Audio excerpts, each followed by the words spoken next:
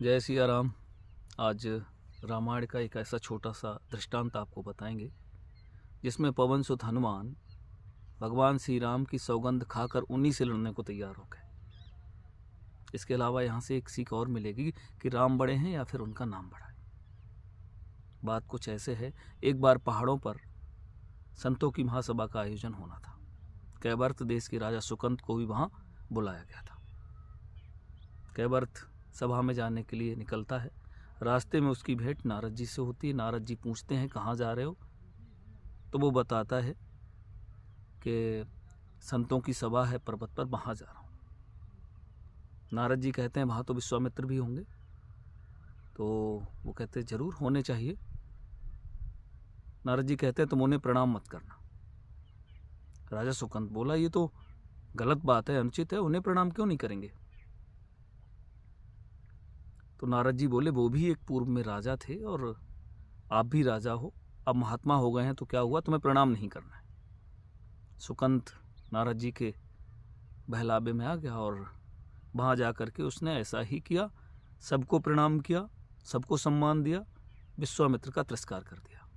विश्वामित्र को जैसे ही उस तिरस्कार ने आक्रोशित किया, उदास हो गए। उनके दिमाग में आया भरी सभा में इसने मुझे बेइज्जत कर दिया। चुपचाप एकांत में चले जाते हैं।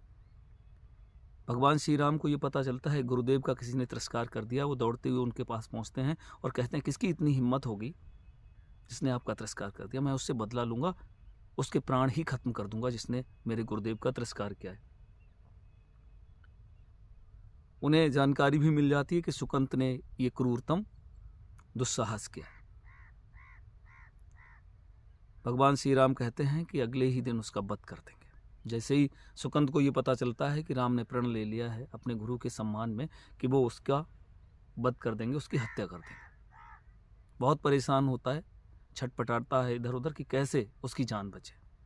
नारद जी का फिर आह्वान करता है। फिर नारद जी आते हैं और कहते हैं परेशान मत हो, तुम सीधे यहाँ से अंजनी माता की शरण में जाओ, उनसे चुपचाप प्रण करा लो अपने जीवन के संरक्षण का। सुकंत ऐसा ही करता है।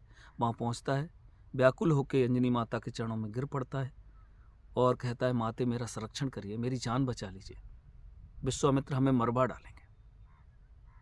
अंजनी माता कहती हैं कोई ऐसा नहीं करेगा, शरणागत की रक्षा करना हमारा कर्तव्य है, तुम यहाँ आए हो, कोई तुम्हारी जान नहीं ले लेगा। शाम होती है, बजरंगबली माँ के आशीर्वाद लेने के लिए पहुँचते हैं तो अंजनी पूरी बात उन्हें बताती हैं। सुकंत बाहर आता है, वो भी हनुमान के चरणों में गिर पड़ता है और कहता है प्रभु विश्वामित्र हमें मरवा डालेंगे। तो बजरंगबली कहते हैं मैं सौगंध लेता हूँ कोई तेरा वध नहीं कर देगा, कोई तेरी हत्या नहीं कर देगा। मैं भगवान श्री राम की शपथ खा करके कहता हूँ, तू निश्चिंत रहे, तुझे कोई दिक्कत नहीं होगी। जब उससे वचन दे दिया उसके बाद में बजरंगबली ने फिर उससे कहा कि तुम विश्वामित्र को ऐसा क्यों कह रहे हो। तब उन्होंने पूरी बात बताई कि भगवान राम ने प्रण ले लिया है हमें मारने का। अब तो इधर भक्त का संरक्षण, शरणागत का संरक्षण, और उधर प्रभु राम की सौगंध की चिंता।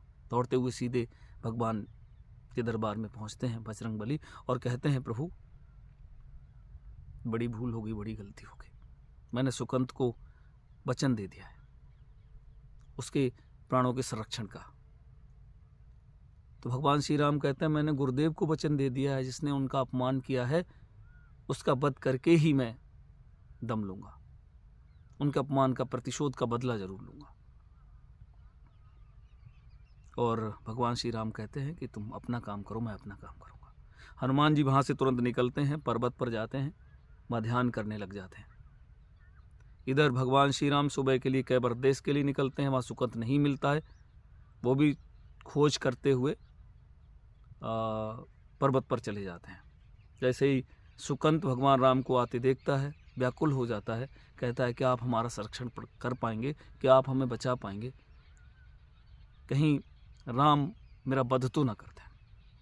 बजरंगबली तुरंत कहते हैं ऐसा करो, ये राम नाम का घेरा है, राम नाम जपो, इसमें आ जाओ। जैसे ही भगवान श्री राम ने देखा कि बजरंगबली राम नाम का चिंतन कर रहे हैं और सुकंत भी चिंतन कर रहा है, परेशान होते हैं, कैसे पूर्ण करूं अपनी प्रतिज्ञा को। जब राम को परेशान देखते हैं, लक्ष्मण जी सीधे बाण चला देते हैं सुकंत पर।